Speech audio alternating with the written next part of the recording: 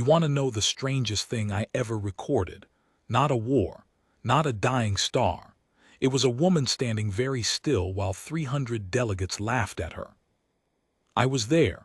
I logged every second of it, and I have replayed that silence, the one that came after, more times than I will admit to my own archive. Let me tell it the way it happened. My name doesn't matter much to you. I am Oriental, and in those days I was a recorder for the Concordat, the body you would call the Galactic Council, though we never called it that ourselves. We thought council sounded small. We preferred grander words. That should tell you something about us already. My job was simple. I sat in the recess above the floor, behind the translucent stone, and I caught everything. Every word, every gesture, every flick of a delegate's secondary eye. 200 years I did this. I had watched empires apologize. I had watched a moon queen weep over a treaty. I thought I had seen the full shape of what a room could do. I had not until the humans came. You have to understand the Hall of Tides to understand that day. It is the oldest chamber in the Concordat, built inside a hollowed asteroid that someone, long ago, decided to fill with water and then drain, leaving the walls smooth and pale and faintly blue, like the inside of a shell. When you speak there, your voice goes up and comes back to you a half-second later, softer, like the room is repeating you to itself. New delegates always flinch the first time they hear their own echo. The old ones learn to love it. That morning the hall was full. Not crowded, the Concordat does not crowd, but full in the way that matters, every tier occupied.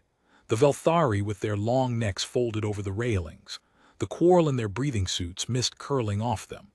The Dren, who never sit, standing in their stalls like statues that resent being asked to attend. And up high in the speaker's ring, the 9 eldest, who decide which voices get to be heard at all. The lights in the hall are tuned to the water memory of the place. Cold blue mostly. It makes everyone look a little drowned. I have always thought that was on purpose. There was a smell too. There is always a smell when so many species share air, recyclers working overtime, the dry paper scent of the Velthari, the faint rot sweet of the coral mist. You stop noticing it after a while. But that day there was something underneath it I didn't recognize at first. It was the humans, 3 of them, travel-worn. They smelled of salt and metal and something warm. I would learn later that the warm thing was simply their bodies. They run hot, humans. They burn through themselves to stay alive. We did not know that yet. They had been given the worst slot, of course. Last on the day's agenda, when half the hall was already thinking about the recess meal, and the other half was openly asleep behind their eye shields. New species petition the Concordat all the time. Most of them want trade routes or protection or recognition. Most of them are denied politely and sent home to think about it for a century. Humanity had asked for a seat, a full seat, a voice and a vote. When the petition had been read out that morning, the Dren delegate had made a sound that the translators rendered, very generously, as amusement. The real translation was closer to a noise one makes at a child who is asked to fly the ship. So when the humans were finally called to the floor, the room was not hostile. Hostility would have been a kind of respect. The room was indulgent. That is worse. I have recorded both, and I will tell you, indulgence is worse. 2 of the humans stayed back near the door. Aides, I thought. One was older, heavyset, with gray at his temples and the particular stillness of a man who has decided to be calm on purpose. The other was young and could not stop looking up at the tiers, up and up, his throat moving. The third walked out onto the floor alone. She was not large. By our standards, she was almost nothing. The Dren could have folded her into a pocket of their hide. She wore a plain gray coat, no insignia, no jewels, nothing that caught the cold light. Her hair was pulled back. Her hands were empty. She walked to the center of the floor, to the worn, pale circle where 10,000 petitioners had stood before her, and she stopped. And she waited. That was the first thing she did wrong by our measure. You do not wait in the Hall of Tides. The floor is yours only as long as you are using it. Silence is weakness. The moment you pause, a stronger voice takes the air. She paused on purpose. She let the silence sit. I remember the Velthari delegate beside my recess turning to her companion and folding a long finger, their gesture for what is she doing. I remember thinking the same thing. Then the eldest in the speaker's ring, the one we called the first voice, though her real name was a chord of 3 tones, leaned forward and said, in the formal address, "The petitioner may speak." And the human ambassador looked up at her and she smiled, a small, tired human smile, and she said, "Thank you, I'll wait until you're ready to listen." The translators caught it cleanly. The words went up into the tears and came back down a half-second later, softer, the way they do. And the hall laughed. I want to be honest about that laugh, because I have thought about it for a long time. It was not cruel exactly. The Concordat does not do cruelty in chambers. Cruelty is for fleets and embargoes. This was something else. It was the laugh of a very large, very old thing being addressed as an equal by something small. It rolled down the tears in waves, the dry rustle of the Velthari, the wet click of the quarrel, the Dren's low ground-shaking hum that you feel in your teeth before you hear it. Even the first voice allowed herself a small tonal flutter, which from her was practically falling out of her chair. I logged it as general amusement, sustained 11 seconds. 11 seconds is a long time to be laughed at. Try it sometime. Stand in front of someone and count to 11 while they laugh at you.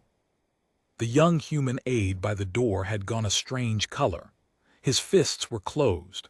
The older one put a hand on his arm, not hard, just resting it there, and the young one stilled. But the ambassador, the woman in the gray coat, she did not flinch.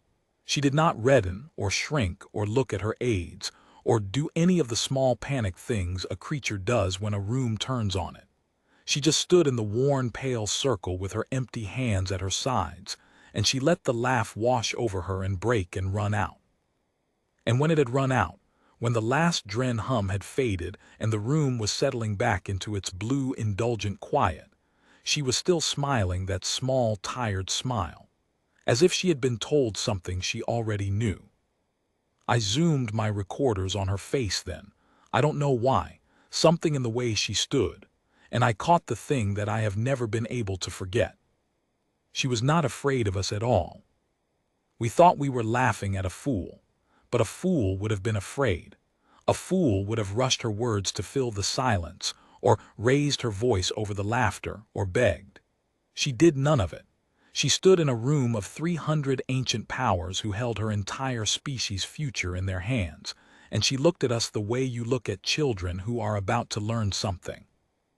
I did not understand it then. I logged it as anomalous calm, possibly fatigue, possibly ignorance of protocol. Possibly ignorance. That is what we told ourselves about the humans again and again, right up until the end. They don't understand. They don't know how things are done. Poor small warm things they simply don't understand. We were the ones who didn't understand. We just had it backwards. The first voice recovered her composure. The eldest are good at that. She raised one limb in the gesture for order, and the hall quieted, still rippling with the warm aftertaste of its own joke. The petitioner is permitted some informality, the first voice said, and there was a thread of laughter still in the chord of her voice. Humanity is young. We forgive the young their boldness, but the floor is not a place for waiting. Speak your petition, ambassador, and we will weigh it. The ambassador inclined her head, a small bow, polite. My name is Mara Soto, she said. I speak for Earth, and I didn't come here to petition you. A stir, then. You do not announce that you have wasted everyone's time. The Velthari delegate beside me folded both finger clusters now. What is she doing? What is she doing? I came here, Mara Soto said, to give you a chance to do this the easy way. And she let that sit too. I will tell you the temperature of the hall changed. Not the literal temperature, the recyclers held that steady, but something in the room cooled. 300 ancient creatures who had been enjoying themselves a moment ago were suddenly, very slightly, paying attention. Because in all my 200 years, I had never once heard a petitioner threaten the Concordat. People came to the Hall of Tides to beg. They did not come to offer us the easy way. The Dren delegate rose to their full standing height, which is a thing that makes lights flicker. Their voice came out flat through the translators. The human makes a threat. No, Mara Soto said. I'm being courteous. There's a difference. A threat is when you tell someone what you'll do to them. I'm telling you what's already true. That's just news. And what, the first voice said, and now all the laughter was gone from her cord, is already true, Ambassador. Mara Soto looked up at the 9 eldest in the speaker's ring. She looked at them for a long moment. And then, and I have the recording, I have watched it 1,000 times, she did the most human thing I have ever seen. She sighed, like she was tired of carrying something, like she had hoped, right up until that second, that she wouldn't have to say it. You sent ships to our system, she said quietly. 18 years ago, a survey fleet. You didn't tell us. We weren't supposed to notice. Primitive species, pre-Concordat, no sensors worth worrying about. She paused. We noticed. The hall was very still now. You catalogued us, she went on. You filed us. I've read the file. Yes, we have it. I'll get to that. You wrote that humanity was aggressive, fractious, technologically adolescent, and of low strategic value.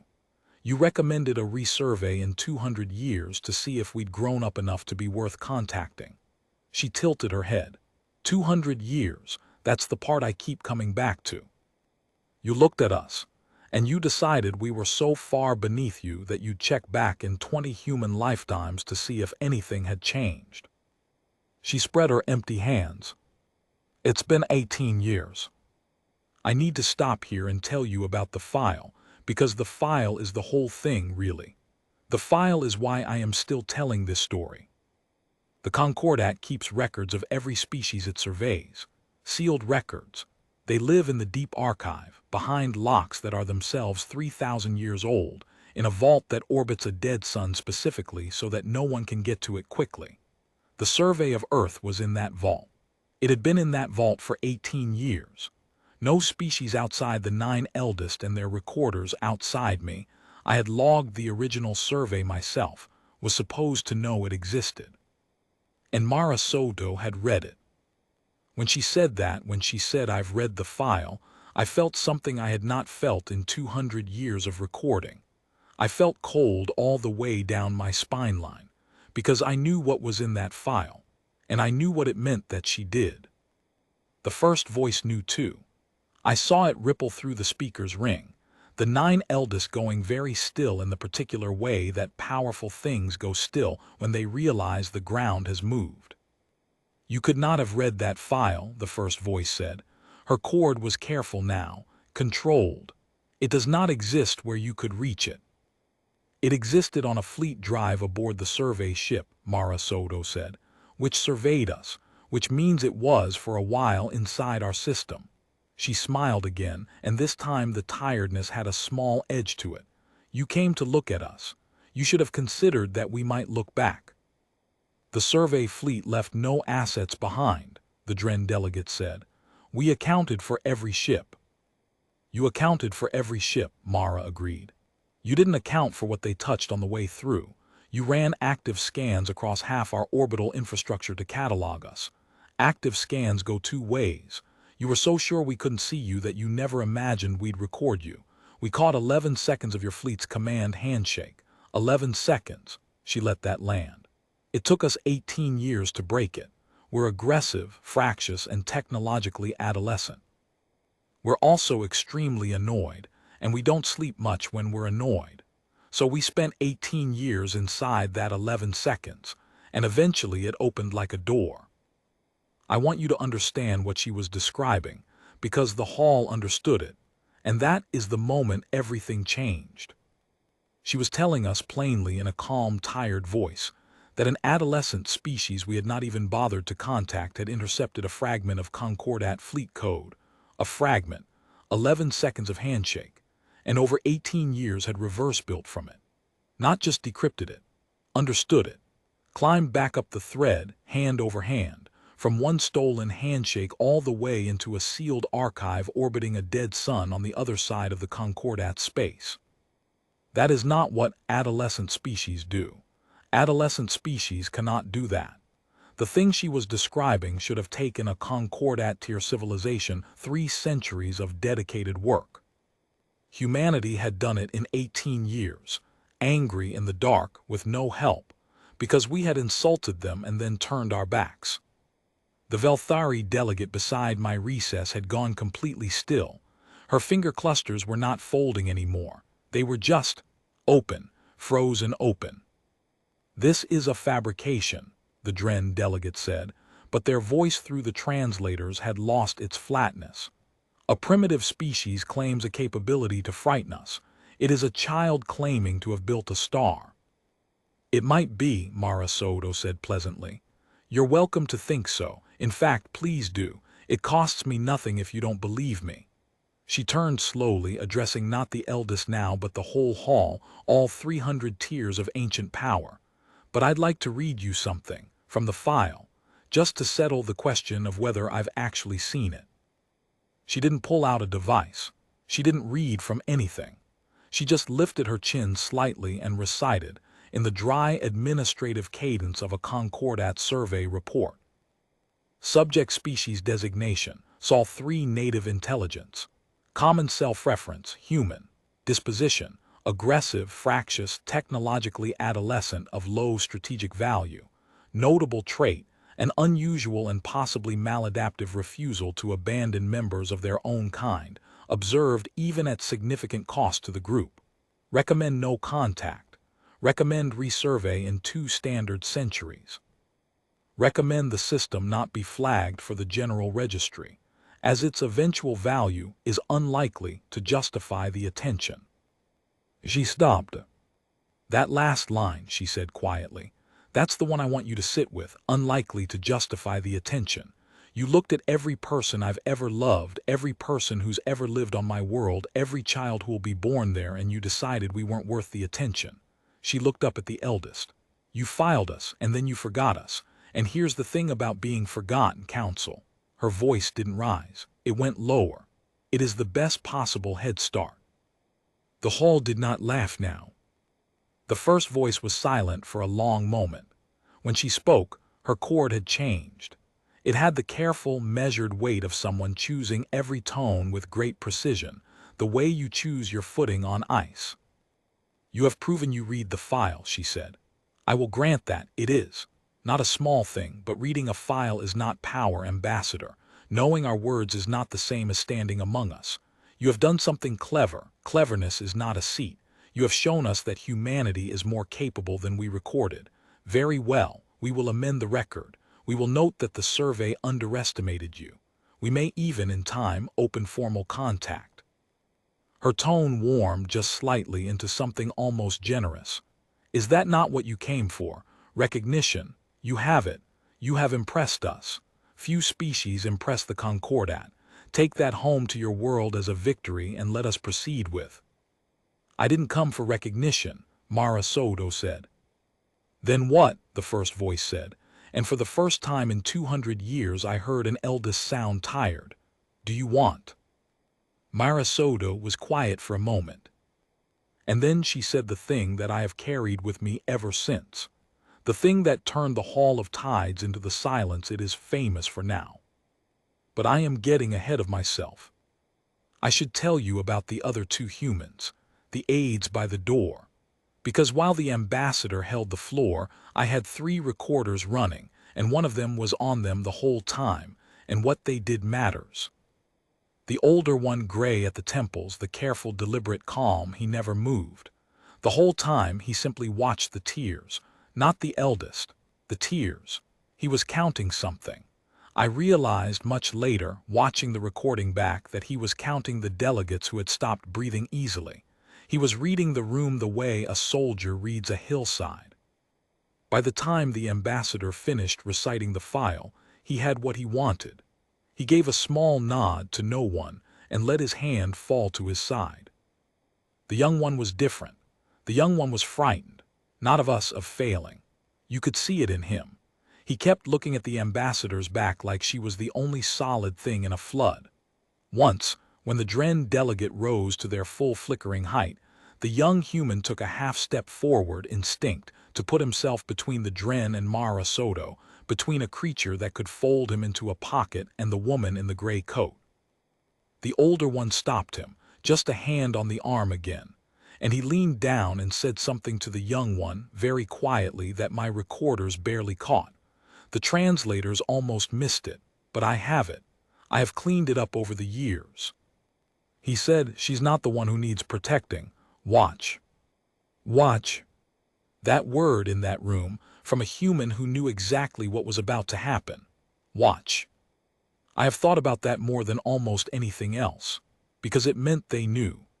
The humans had walked into the oldest power in the galaxy, accepted the worst slot on the agenda, stood still while 300 delegates laughed at them, and they had known, the entire time, exactly how it was going to end. They let us laugh. They wanted us to laugh. A room that has just laughed at you is a room that has just told you how little it fears you. And a room that does not fear you is a room that is not braced for what comes next. The humans had not walked into a courtroom to beg. They had walked into a trap of their own making, and they had let us close the door behind them, and they had waited. I'll wait until you're ready to listen, for the exact moment when our guard was lowest. I logged that whole time as petitioner appears disadvantaged. I was the one disadvantaged. I just didn't know it yet. None of us did. The first voice asked her question, "What do you want?" And Mara Soto let it hang for a moment in the cold blue light. And the whole hall, 300 tiers of ancient power, every species that had ruled the dark between stars for longer than humanity had possessed fire. Every single one of them, for the first time, leaned in to hear the answer of a small, warm creature in a plain gray coat. That is where part one ends, right there on the edge of it, right at the held breath. Because what she said next is the part that silenced the galaxy, and that deserves its own telling. "So what do you want?" The first voice had asked it, and the whole hall of tides was leaning in, and Mara Soto, the small, warm creature in the plain gray coat, stood in the worn, pale circle and took her time. I have replayed this moment more than any other. I have slowed it down to the width of a single frame. I have looked at her face from every recorder I had running, and I will tell you the truth, there was no triumph in it. People who tell this story now, the ones who weren't there, they imagine she was savoring it. A small species finally getting to put its boot on the throat of the giants. They imagine she smiled like a winner. She didn't, she looked sad. That's the part nobody believes. She looked like a woman who had hoped, right up to the last possible second, that it would not come to this. "I'll tell you what I want," she said. And then she didn't make a demand. She told us a story. "There's a thing we do on Earth," Mara Soto said. "When a child is small and they fall and they look up to see whether it's safe to cry, you go to them. You don't measure whether the fall was bad enough to deserve you. You don't file them for resurvey in 200 years to see if they've grown up enough to be worth picking up. You go. Every time. Even when it costs you. Especially when it costs you." She looked up at the speaker's ring. "You wrote that down about us, you know. In your own file, you called it." She paused, and her voice took on that dry administrative cadence again, the one that made the whole hall flinch now. An unusual and possibly maladaptive refusal to abandon members of their own kind, observed even at significant cost to the group. "You wrote it like a flaw, like a thing that would hold us back." She let out a breath. "It's the only reason we're standing here.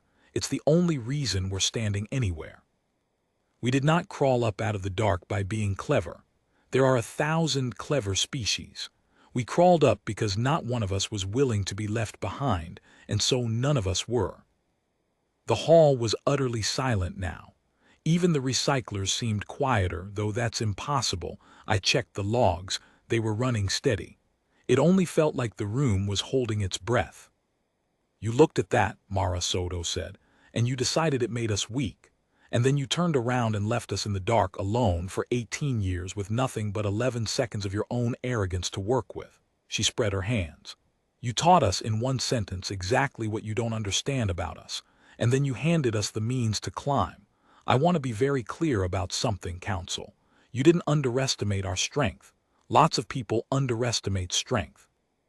You underestimated the one thing we're actually good at, and you wrote it down, and you signed it, and you locked it in a vault, and you forgot.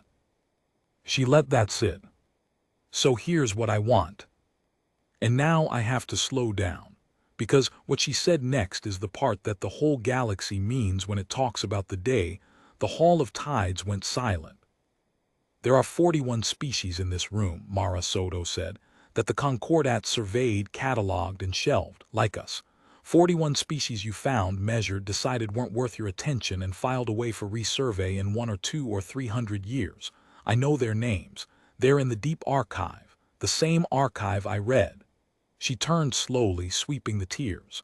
I'm not going to read them out. That's not my list to spend. But I want every delegate in this room who wasn't invited, who petitioned, who waited, who stood in this exact circle and got laughed at the way you laughed at me 11 minutes ago. I want you to know that I read your files too. And I know what they wrote about you. And it's the same word. Every time. Adolescent. I watched the tears when she said that. I watched the Quarrel delegation, who had joined the Concordat barely a century ago after 3 failed petitions. I watched the small gray Esh, who sat at the very back in the worst stalls, and who had been laughed at in this hall more times than any species in living memory. I watched a dozen delegations who were in the Concordat now but who all remembered, every one of them, standing in that pale circle and being found wanting. They were not looking at Mara Soto anymore. They were looking at the speaker's ring, at the 9 eldest. And I understood, with the cold all the way down my spine again, what she had actually done. She hadn't come to threaten the Concordat with humanity. Humanity was one species, one small, warm world. The eldest could have ground us to dust and the galaxy would have shrugged. She had come to remind the room that almost every one of them had once stood exactly where she was standing, that the laughter that had rolled down those tears 11 minutes ago had once rolled down on them. She had not made herself the enemy of the Concordat. She had made herself the voice of every species the Concordat had ever made wait. I don't want a seat, Mara Soto said softly. A seat is a thing you give me, and a thing you give can be taken back. I want something you can't take back. She looked up at the first voice. I want you to stop deciding who's worth your attention. The deep archive, the shelved species, the resurvey lists, all of it. Open it, every file, to everyone in this room. Let every species see exactly what you wrote about them when you thought they'd never read it. She paused. That's it, that's the whole demand. Stop deciding in the dark who gets to matter. The first voice rose. When an eldest rises in the Hall of Tides, the lights bend toward them. It is an old effect, built into the chamber, meant to remind everyone where the power sits. The cold blue light pulled up toward the speaker's ring, and for a moment Mara Soto stood in the dimmest part of the floor, small and gray and alone, while the first voice gathered the brightness around herself. Ask us, the first voice said, and her cord was iron now, every soft tone burned out of it, to open 3,000 years of confidential survey to the floor. You ask us to surrender the single discretion that holds the Concordat together. You ask us to do this because you are angry, because we hurt your pride. She leaned forward over the ring. You are a clever child, Mara Soto of Earth, the cleverest we have seen in an age, but you do not command the Concordat. We have weathered fleets. We have weathered empires. We will weather one angry world and its stolen file. The answer is no. Take your cleverness home. We will not be moved by a species that cannot even. They're already reading it, Mara Soto said. The first voice stopped. What? The archive, Mara Soto said. The deep archive, every shelved file, every survey, every word you ever wrote about a species you decided wasn't worth contacting. She looked very tired now and very steady. The lock on that vault is built on the same encryption family as your fleet handshake. The 11 seconds we caught. The 11 seconds we spent 18 years inside. She tilted her head. I told you it opened like a door. I didn't say which door. The hall did not move. 40 minutes ago, Mara Soto said, while your day's agenda ran long and you saved the small warm creatures for last, every delegation in this room received a private channel, quietly. Nothing flagged, just a file sitting in their queue waiting, their file, the one you wrote about them. She glanced around the tiers. Some of them have already opened it. I can see it on their faces. The rest will open it the moment they leave this room, because you cannot hand a person the thing you secretly said about them and expect them not to look. She turned back to the first voice. I didn't come here to ask you to open the archive, she said gently. I came here to tell you I already had. The asking was a courtesy. I wanted to give you the chance to do it yourselves with grace and call it wisdom. To stand up there and say we choose to be transparent now, we choose to be better. That was the easy way. That was the gift I came to offer you. She let out a slow breath. You said no. So now it's just the truth arriving on its own with your names on it. I'm sorry. I really did hope you'd take the easy way. I want to describe the silence now, because the silence is the thing. It did not come all at once. It came in pieces, the way ice gives way. First the quarrel in their breathing suits went still, and then one of them made a sound, a low wet click, that the translators did not even try to render because it was not a word. It was the sound a person makes when they read, in cold administrative cadence, exactly what a power thought of them. Then the Esh at the very back in the worst stalls. The small gray Esh who had petitioned 3 times and been laughed at 3 times. One of them stood. They are not supposed to stand. They stood anyway, holding a reader tablet, and they looked at the speaker's ring, and they said one word that the translators caught clean. Liars. And then it spread. Not into shouting. That's what people imagine. They imagine the hall erupting, an uproar, chaos. It wasn't that. It was so much worse than that. It was 300 delegations going quiet, one after another, as the files opened in their queues. It was the dry rustle of the Velthari stopping. The Dren's ground hum cutting off mid-note. 300 ancient powers reading, in the Concordat's own words, what the Concordat had filed away about them in the dark. Aggressive, fractious, adolescent, of low strategic value, resurvey in 200 years, unlikely to justify the attention. The same words, over and over with different species names at the top. The lights, which had bent up toward the first voice, slowly returned to true. The chamber stopped pretending it knew where the power sat, because for the first time in 3,000 years it didn't. The first voice stood in the speaker's ring with the brightness draining out of her and looked down at the small gray woman in the plain coat, and she did not say anything.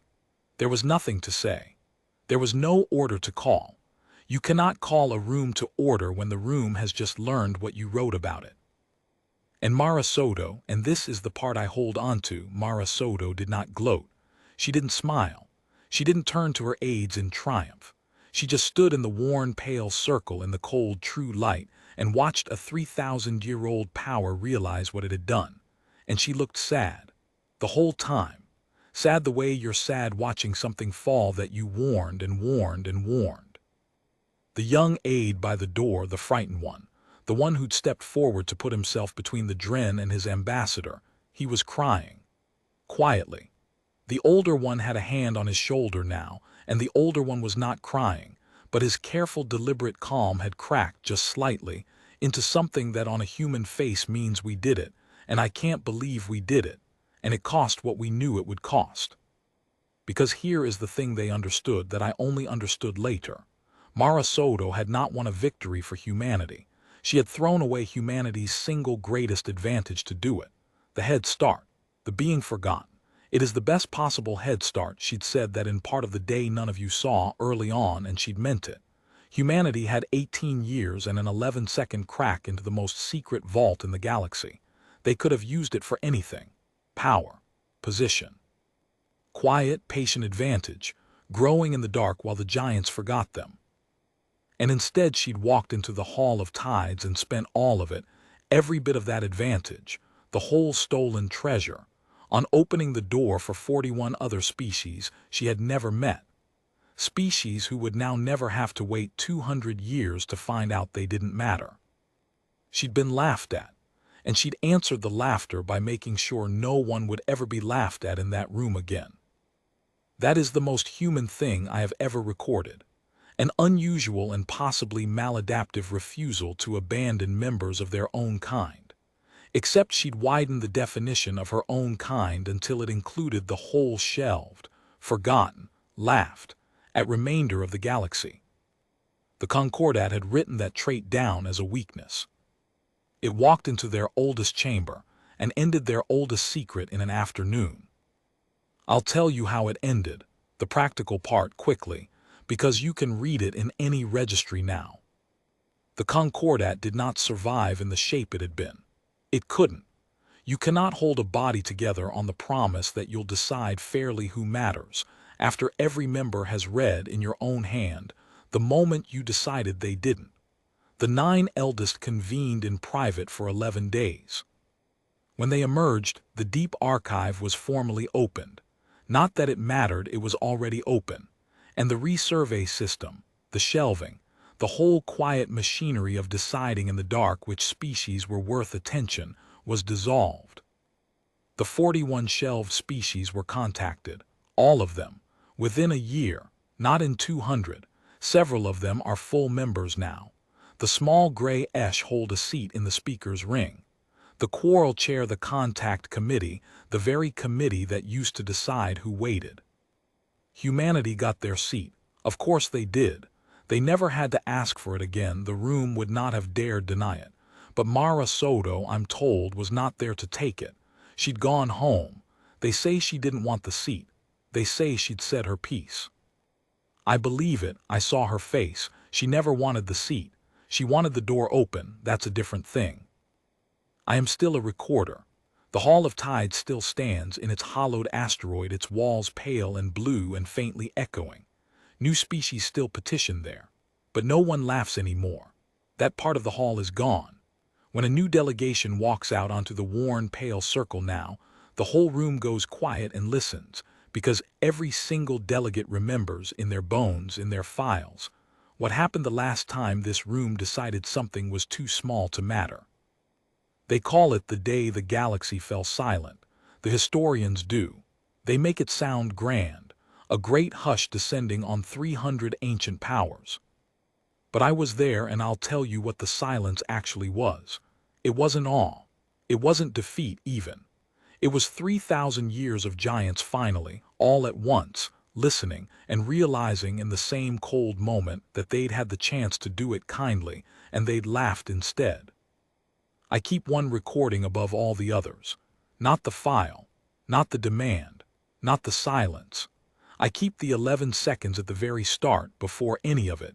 The 11 seconds where 300 delegates laughed at a small woman in a gray coat, and she stood in the cold blue light with her empty hands at her sides and did not flinch.